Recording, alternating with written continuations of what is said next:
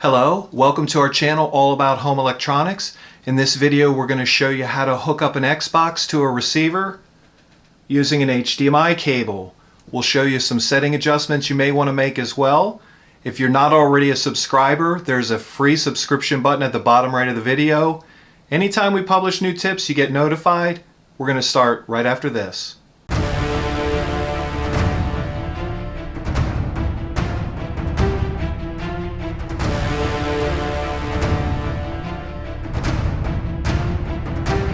We're now taking a look at the back of the Xbox, and we're going to plug into HDMI out to TV using an HDMI 4K compatible HDMI high-speed cable, which is a version 2.0 or greater.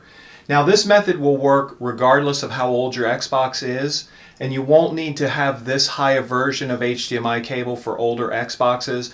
But in this case, if we want 4K to pass from the Xbox ultimately to our display, we need to make sure our HDMI is 4K compliant. Now if you just bought it, remove the plastic end off the tip, make sure that you align it up properly and put it in the slot.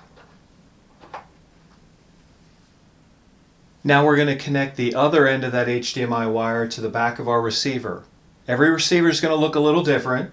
In this example we have 5 HDMI inputs, 3 of them are 4K compliant, 3 are legacy older style. If you're connecting an older Xbox, you might want to consider using an older input. If you're connecting a 4K Xbox like this, take the other end of that cable. In this case, we're going to put it into HDMI port 2. One's already taken up with a Blu-ray disc DVD player. Now we need to make sure that we make a proper connection between the receiver and the TV. We're going to locate the HDMI output and plug an HDMI cable into it. If you're connecting an older Xbox, it won't necessarily matter what type HDMI cable you use. If you're connecting an Xbox that has 4K capability and your receiver has 4K capability, you're going to want to make sure that you're using a version 2.0 or greater HDMI cable, a high-speed HDMI cable, because any link in that process that doesn't have 4K compatibility is going to eliminate the ability for you to see it in 4K. Zooming into the back of our TV, we notice on the back side we have 2 HDMI inputs. Your TV is going to probably look different, but you'll have HDMI inputs. One is labeled ARC, one is not. Now the receiver had an ARC enabled output, so I'm going to use the ARC port on the back of the TV. You don't have to. That's just what we're doing in this example.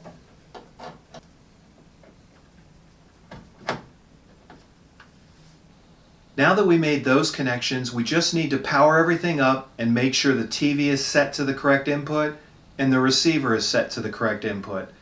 Using the remote control that came with the TV, I'm going to press the input or source button on the remote until I toggle over to HDMI 1, which is where we plug the receiver in. Give it just a minute and the Yamaha receiver image should appear, and it shows that we're still on a radio station. Well, we want the Xbox, so I'm going to use the Yamaha remote and switch its input to what the Xbox was on, which was HDMI 2. We should give that just a moment to refresh and the Xbox image should appear. One other setting you might want to check inside your Xbox are the audio settings. Scroll over to the system settings and select it. Then scroll down to display and sound, and then pop over to the audio output settings.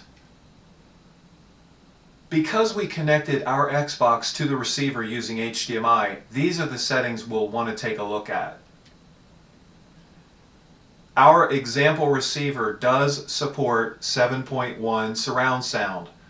Most receivers, however, tend to only support 5.1 surround sound, and in some cases, bitstream may be the option you'll need to go with in order to hear sound from and through your receiver.